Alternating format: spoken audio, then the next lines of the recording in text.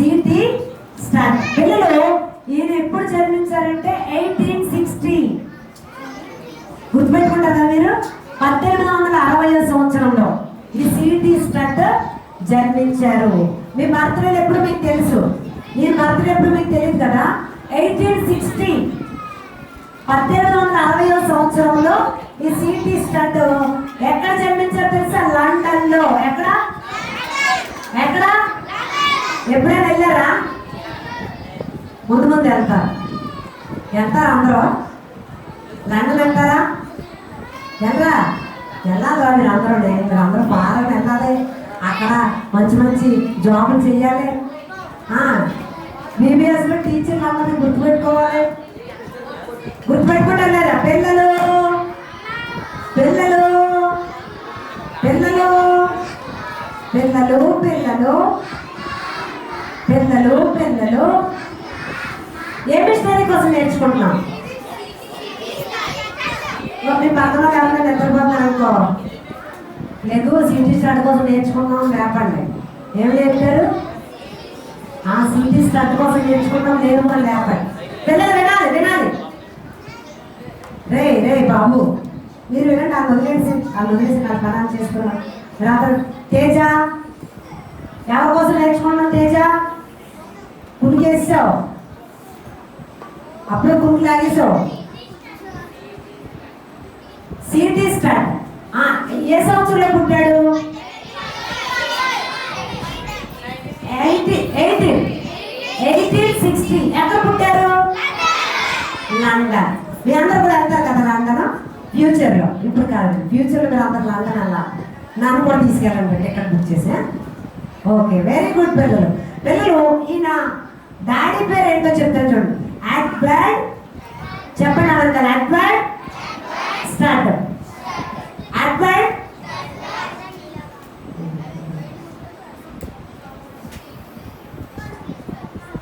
కనిపించలేదంట.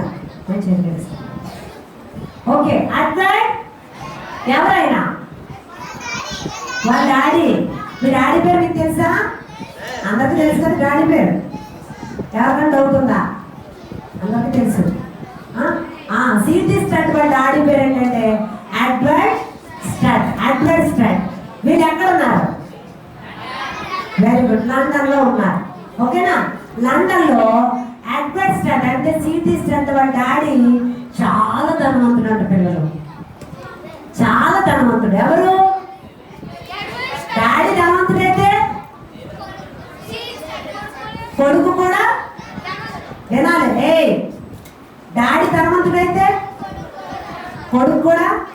Daddy pastor అయితే పిల్లలు pastor అవ్వడు, కానీ డాడీ ధనవంతుడైతే ఖచ్చితంగా పిల్లలు ధనవంతులు అవుతారు. ఓకేనా? ఈ ఎడ్వర్డ్ స్టార్ట్ బాగా ధనవంతుడు అంట. అందుకని ఏం చేసేవాడంటే గుర్రపు స్వారీ చేశాడంట. ఎంత తెలుసా గుర్రపు స్వారీ? గుర్రాలు ఎవరుంటాయి? బాగా డబ్బు ఉంటే గుర్రం కొనుక్కోవచ్చు. మనం కూడా బాగా డబ్బు ఉంటే గుర్రపు స్వారీ చేసేవాడంట. గుర్రం ఎలాగెళ్తుంది? గుర్రం ఎలాగెళ్తుందా? మరి అంత ఎలా వెళ్తుంది చెప్పండి ఒకసారి. అదే రానండి, ఆడపిల్లలు గుర్రాలు వెళ్తారు. రెడీ 1 2 3.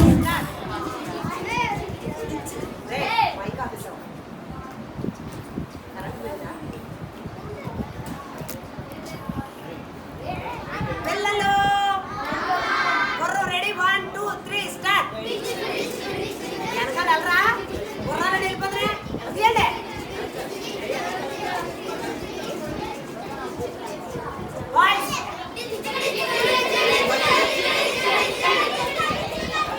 చాలా స్పీడ్ వెళ్ళిపోతున్నాయి గుర్రాలు. ఆ గుర్రాలు చాలా స్పీడ్గా ఉన్నాయి. ఓకే పిల్లలు వినండి. నా వాయిస్ కూర్చుని డోకా ఏం లేదు, మైక్ లేకపోయినా. అర్థమైందా? ఈ అడ్వాన్స్ స్టార్ట్ గుర్రం మీద స్వారీ చేసేవాడంట. క్రికెట్ నేర్పించేవాడంటే పిల్లలకి. తర్వాత గుర్రపు స్వారీ నేర్పించేవాడంటే పిల్లలకి. వీళ్ళకి అడ్వాన్స్ స్టార్ట్ పిల్లలు ఎవరు ఎంతమంది అంటే 3 పిల్లలు. అందులో మనం నేర్చుకుంటున్న మిషనరీ ఎవరు?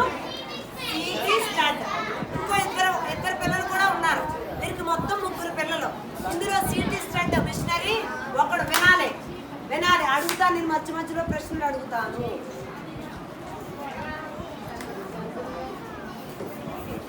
ఓకే, సిటీ స్టార్ట్ ఎప్పుడు పుట్టారు? ఎక్కడ పుట్టారు? ఓకే, మరి సిటీ స్టార్ట్ అంటే డాడీ పేరేంటి? అడ్వర్డ్ స్టార్ట్. అడ్వర్డ్ స్టార్ట్ ఏం చేసేవాడు? రిచ్చుకు చేసేవాడు. Very good. రిచ్చుకు చేసేవాడు. గుర్రపు స్వారీ చేసేవాడు. అదే గుర్రపు స్వారీని మరి మంచి మీ అందరికి బాయ్స్ అందరికి ఇష్టమైన ఆట ఏంటి? సిక్స్లు కొట్టడం అంటే మీ అందరికి ఇష్టం కదా. ఆ ఆటని ఎవరికి నేర్పించాడంటే వాళ్ళ పిల్లలకి నేర్పించాడంట. ఒకరోజు ఈ అడ్వర్డ్ స్టార్ట్ అంటే డాడీ ఒక మీటింగ్కి వెళ్ళాడంట. ఆ మీటింగ్లో ప్రసంగం చేస్తున్న వారు ఎవరు అనుకుంటున్నారు? Last year before last year చెప్పిన డిఎల్ మూడీ గుర్తుందా? Machinery DL moody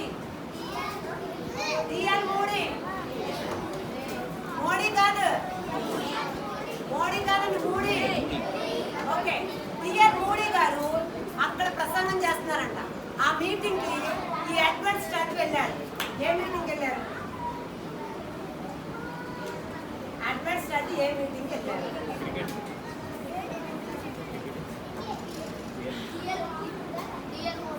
very good. DL moody మీటింగ్కి వెళ్ళారు.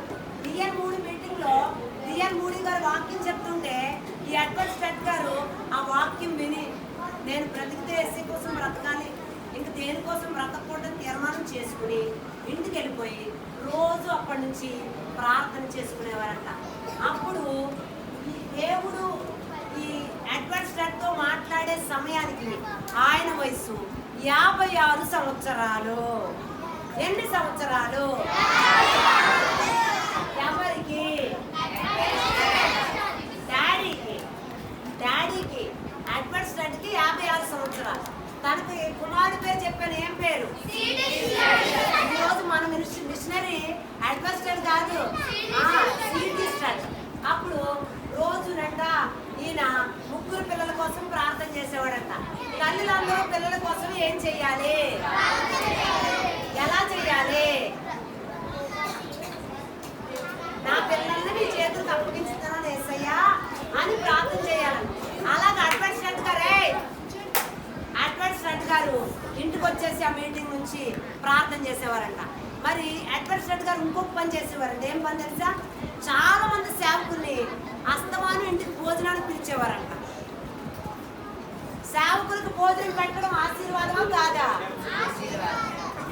చాలా సార్లు ఎక్కువ సార్ పిల్లలు 3 అనేవారంట, డాడీ నీకు వేరే పనేమి లేదా? ఎందుకు అస్తమానం పాస్టర్ గారిని భోజనానికి పిలుస్తున్నావు? నీకు పనేమి లేదా అని అడిగేవారంట. లేదు నాన్న, మన సేవకులకు ఆతిథ్యం చెయ్యాలి అని అడ్వర్డ్ స్టార్ట్ సిటీ స్టార్ట్తో చెప్పేవారట. పిల్లలు ఇలా జరుగుతుండగా వాళ్ళ ఇంటికి చాలా మంది సేవకులు వస్తూ ఉంటారంట.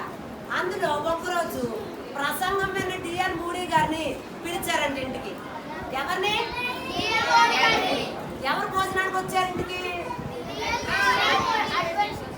ఎవరింటికి వచ్చారు? అడ్వర్డ్ స్టార్ట్ ఇంటికి వచ్చారు. ఎవరు వచ్చారు? డిఎల్ మూడీ గారు వచ్చారు. డిఎల్ మూడీ గారు వచ్చేసి భోజనం చేసేసి భోజనం చేసాక ఇంటికి వెళ్ళిపోతారా? ఇంటికి వెళ్ళిపోతారు భోజనం చేసి. మీరు ఎవరింటికన్నా అయితే ఇంట్లో మాట్లాడతారు కదా, మాట్లాడతారు లేదా? అలాగా మరి సిటీ స్టార్ట్ని వాళ్ళ అన్నయ్యని వాళ్ళ తమ్ముడిని 3 కూర్చోబెట్టుకొని మాట్లాడుతూ ఉన్నారంట. ఏమని మాట్లాడుతున్నారంటే, పిల్లలు వినాలి, గొంతు కాపాడుకుందాం అనుకున్నాను. దేవుని చిత్తం గొంతుపోయిలా. పిల్లలు ఎవరింటికి ఎవరు భోజనానికి వెళ్ళారు?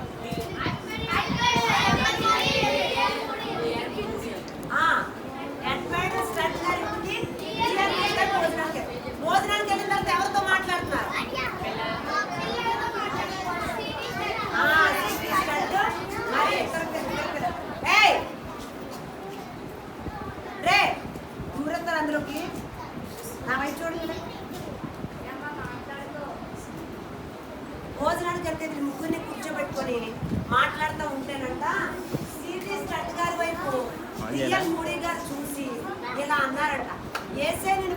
ప్రేమిస్తున్నాడు నమ్ముతున్నావా?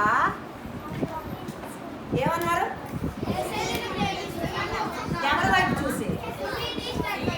సిటీ స్టడ్ గారి వైపు చూసి. డిఎల్ మూవీ గారు యేసయ్యను ప్రేమిస్తున్నాడు నమ్ముతున్నావా? యేసయ్యను ప్రేమిస్తున్నాడు నమ్ముతున్నావా? యేసయ్యను ప్రేమిస్తున్నాడు నమ్ముతున్నావా? యేసయ్యను ప్రేమిస్తున్నాడు నమ్ముతున్నావా? నమ్ముతున్నారా? యేసయ్యను ప్రేమిస్తున్నాడు. ఎవరితో మాట్లాడారు ఈ మాట? సిటీ స్టడ్ వైపు చూసి యేసయ్య నిన్ను ప్రేమిస్తున్నాడు, సిటీ స్టడ్ నువ్వు నమ్ముతున్నావా అని అడిగాడట.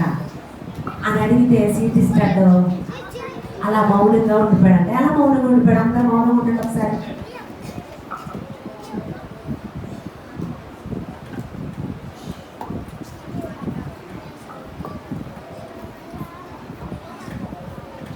రెండో ప్రశ్న అడిగాడట సిటీ స్టడ్ని. డిఆర్ మోడీ గారు రెండో ప్రశ్న అడిగారు, బాప్తిస్మము నిత్యరాజ్యము పొందుకున్నావా?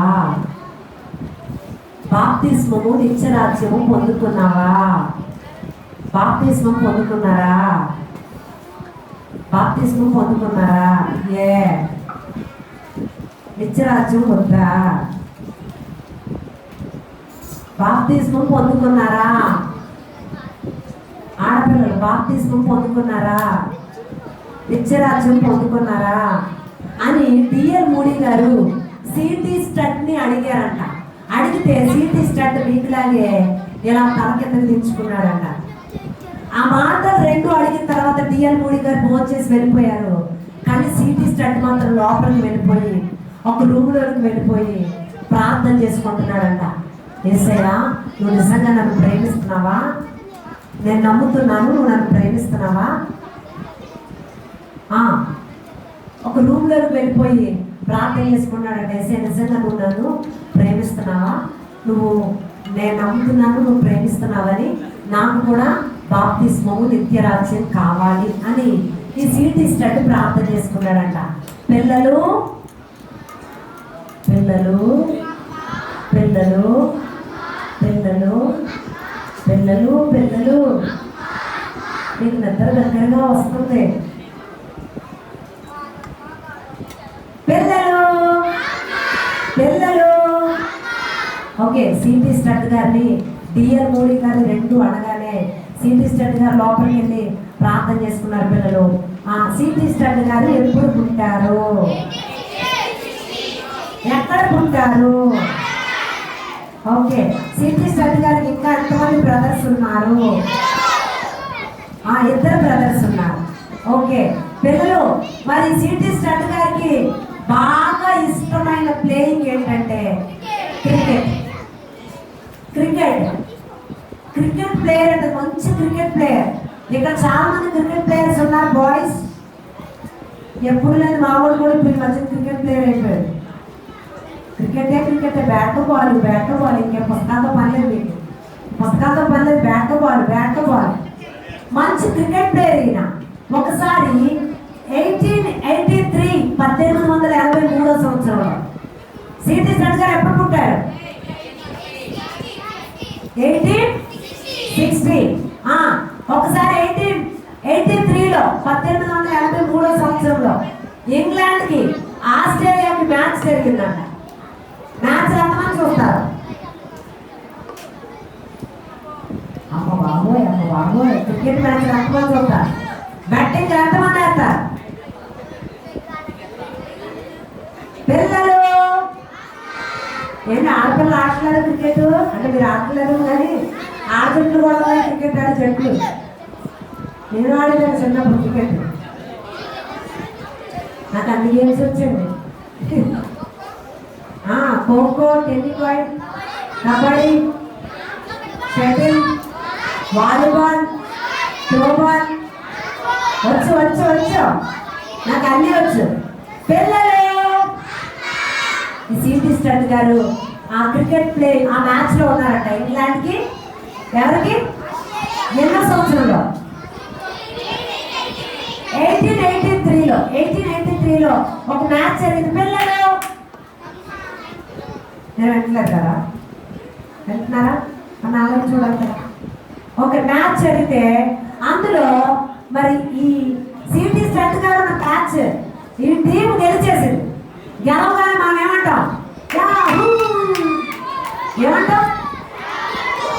యాహూ! ఇండియా గెలవగానే మీరు ఏమంటారు? ఇండియా గెలిచింది ఓ ఓ ఓ అంటారు కదా. అలాగే పిల్లలు ఈ టీం గెలవగానే వీళ్ళందరూ కూడా చాలా సంతోషించి అప్పటి నుండి శ్రీనిధి స్టడ్ గారికి గొప్ప పేరు వచ్చేసిందన్న. ఎందుకంటే ఆ టీంలో బాగా క్రికెట్ ఆడి మరి ఆ టీంను గెలిపించిన వ్యక్తి శ్రీనిధి స్టడ్ గారు. ఈ శ్రీనిధి స్టడ్ గారికి గొప్ప పేరు ప్రఖ్యాతలు అన్నీ వచ్చేసాయి. ఆ శ్రీనిధి స్టడ్ గారి పేరు అందరికీ తెలిసిపోయింది. పిల్లలు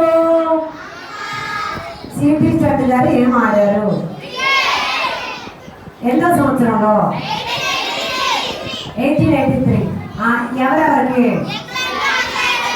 ఇంగ్లాండ్కి ఆస్ట్రేలియాకి. ఓకే, మంచి పేరు వచ్చేసింది కదా. ఇలా పేరు వచ్చేసిన తర్వాత ఒకరోజు శ్రీనిధి స్టడ్ గారి యొక్క బ్రదర్, ఆయన పేరు ఏంటంటే జార్జ్. చెప్పండి, ఆయన బ్రదర్ పేరేంటి?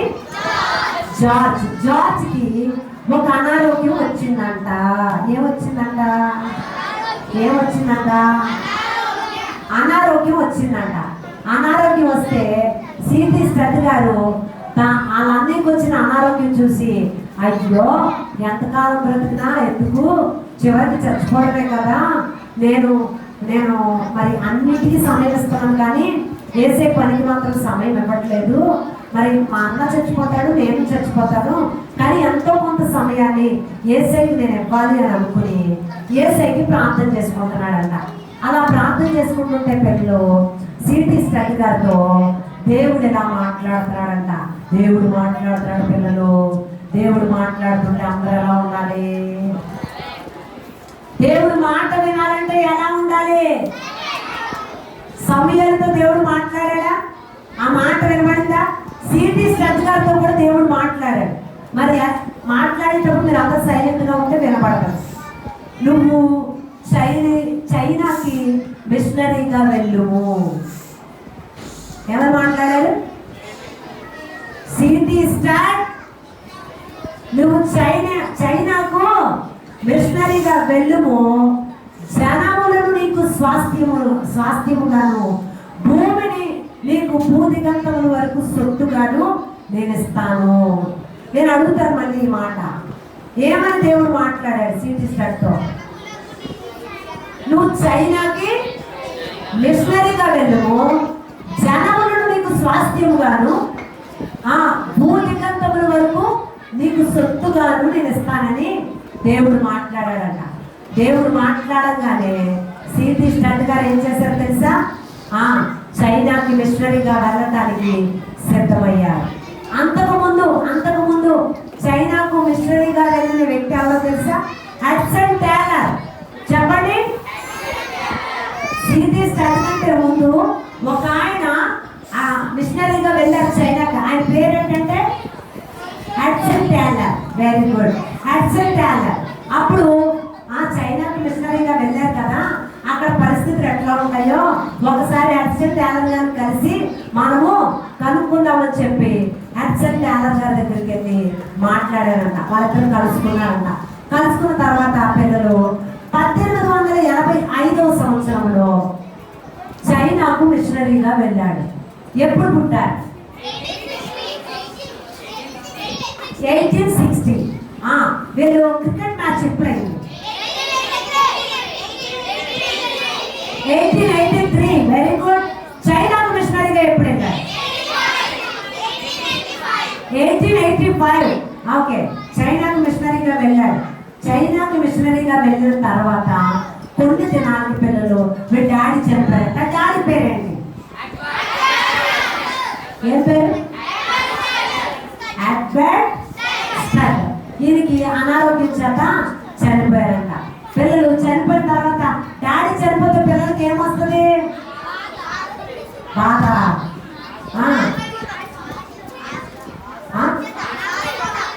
అనాథలు అయిపోతారు. డాడీ చనిపోతే పిల్లలు అనాథలు అయిపోతారు కదా. పిల్లలు అనాథలు అయిపోతారు కదా.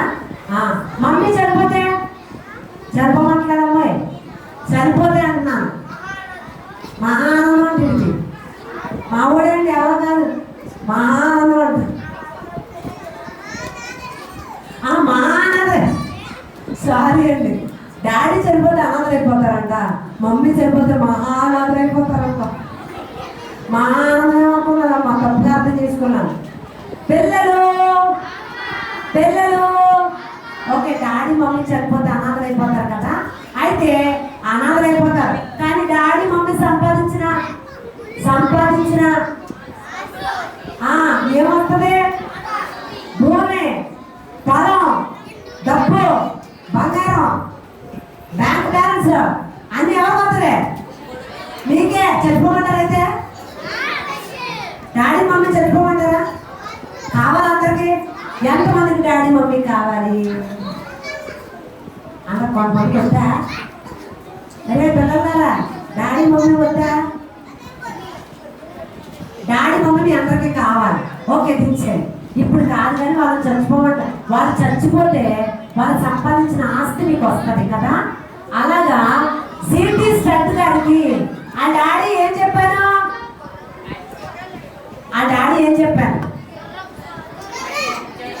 గుర్రపు స్వారీ చేసేవాడు కరెక్టే. గుర్రపు స్వారీ చేయాలంటే ఏముండాలి? గుర్రానికి రోజు 1000 రూపాయలు ఫుడ్ పెట్టాలి. కుక్కను పెంచుకున్నారు, కుక్కకు రోజు షాంపూ.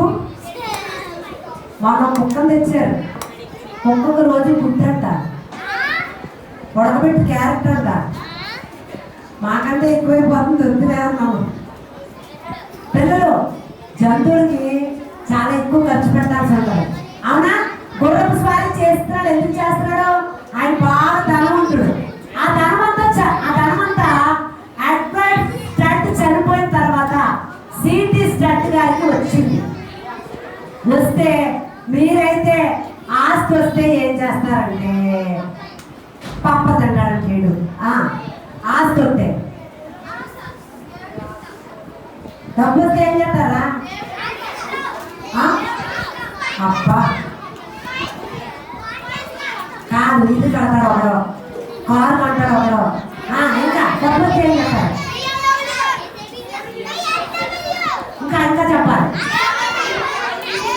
కారు వస్తే అనుభవించు రాజా అంటాం కదా. డబ్బు వస్తే మనకి ఏంటిది? డబ్బు చేతిలో పట్టదనుకో ఏమంటాం? తిరగండి కారు మీద తిరగండి, బండి మీద తిరగండి, శుభ్రంగా ఇష్టం వచ్చినాయని తినండి, ఇల్లు కట్టండి, బంగ్లా కట్టండి అంటాం కదా. పిల్లలు చూడండి, సిటీ స్టడ్ గారికి ఆస్తి, తండ్రి ఆస్తి వచ్చేస్తేనంట ఆ ఆస్తి అంతా కొంచెం బాగా చేసి కొంతమంది మిషనరీకి ఇచ్చేసాడంట. ఆయన ఏమో రూపాయి దాచుకోలేదు. ఎవరికి ఇచ్చారు తెలుసా? టిఎన్ మూడీ గారికి, హడ్సన్ ట్యాలర్ గారికి, ఇంకా విలియం కేరీకి ఇవ్వలేదు. ఇంకెవరికి ఇచ్చారంటే పిల్లలు జార్జ్ ముల్లర్ గారికి. ఎంతమంది పేరు చెప్పారు?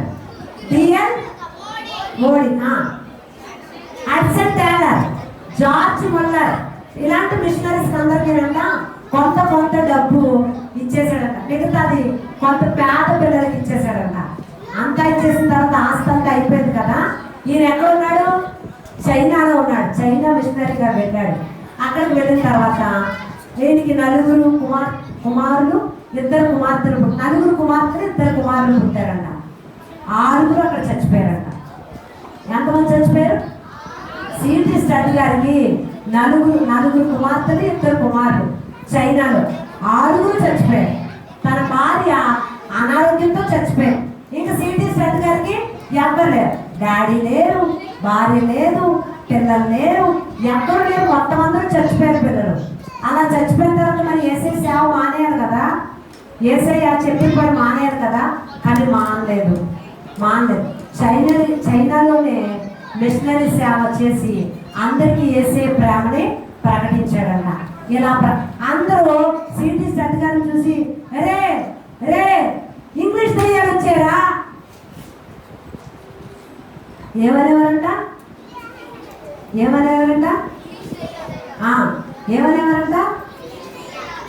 వీళ్ళ ఫ్యామిలీ అందరినీ చూసి ఇంగ్లీష్ దయ్యాలు వచ్చారా, విదేశీ దయ్యాలు వచ్చారా అని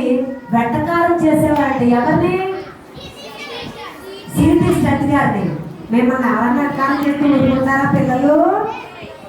పని మానేరు, ఆ పని మానేరు, ఎట్కారం చేస్తూ ఊరుకుంటారా? అస్సలు ఊరుకోరు. పిల్లలు ఎట్టకాలం ఏం చేశారట? విదేశీ దెయ్యాలు వచ్చారా, ఇంగ్లీష్ దెయ్యాలు వచ్చారా అని ఎట్టకాలం చేశారట. అయితే పిల్లలు యేసయ్య సిటీ స్టడీ గారితో నువ్వు ఆఫ్రికాకి మిషనరీగా వెళ్ళాలి అని మాట్లాడాడంట. చైనాలో మిషనరీగా ఉండగా యేసయ్య సిటీ స్టడీ గారితో నువ్వు ఆఫ్రికాకు మిషనరీగా వెళ్ళాలి ప్రార్థన చేసుకుంటాడంట. యేసయ్య నన్ను ఆఫ్రికా పంపించడానికి ద్వారం తెరవండి, నన్ను ఆఫ్రికాకు పంపించడానికి ద్వారం తెరవండి, నన్ను ఆఫ్రికాకు పంపించడానికి ద్వారం తెరవండి అని ప్రార్థన చేసుకుంటుంటే పిల్లలు 1908 సంవత్సరంలో, ఎన్నో సంవత్సరం, 1908 పిల్లలు చూడండి, ఆయన పుట్టినప్పుడు ఆయన చైనా మిషనరీగా ఎప్పుడు వెళ్ళాడు?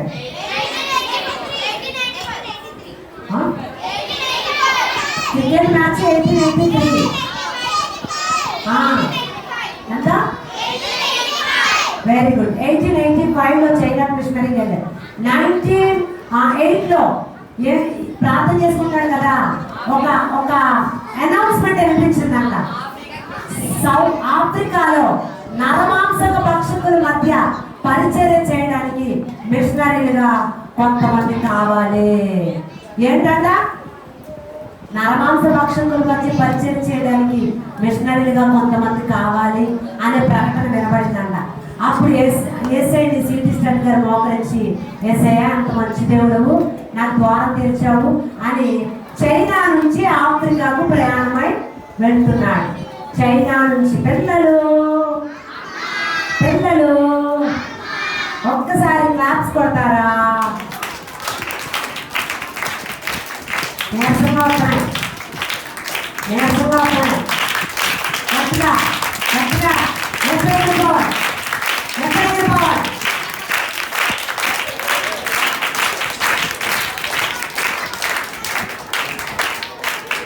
ఓకే అండి. ఎక్కడి నుంచి ఎక్కడికి బయలుదేరాడు? ఎక్కడి నుంచి ఎక్కడికి? చైనా నుంచి ఆఫ్రికాకు వెళ్ళేటప్పటికి ఈయన వయసు 50 సంవత్సరాలు. ఎన్ని సంవత్సరాలు? పిల్లలు ఎన్ని సంవత్సరాలు? అయిపోయింది 2 నిమిషాలు. 50 సంవత్సరాలు. ఏమండి? 50 సంవత్సరాల మిషనరీ సేవ నువ్వు చేయగలరా? 50 సంవత్సరాలు. సిటీ స్టడీ గారు కూడా అన్నారంట, యేసయ్య నాకు 50 సంవత్సరాలు వచ్చేసే, ఇంకా నన్ను ఇప్పుడు వాడుకుంటావా? నేను వెళ్తే అక్కడ పని చేయగలనా? నాకు ఆరోగ్యం బాగుంటలేదు అని అన్నాడంట. యేసయ్య అన్నాడంట, నేను నీకు ఆరోగ్యం ఇస్తాను, నువ్వు ఆఫ్రికాకు వెళ్ళు. ఏం చేశాడు? నేను నీకు ఆరోగ్యం ఇస్తాను, నువ్వు ఆఫ్రికాకు వెళ్ళు. ఆరోగ్యం ఇచ్చేది ఎవరు? మందులా? ఆరోగ్యం ఇచ్చేది ఎవరు? టానిక్లా? ఆరోగ్యం ఇచ్చేది ఎవరు? డాక్టర్సా? ఆరోగ్యం ఇచ్చేది ఎవరు?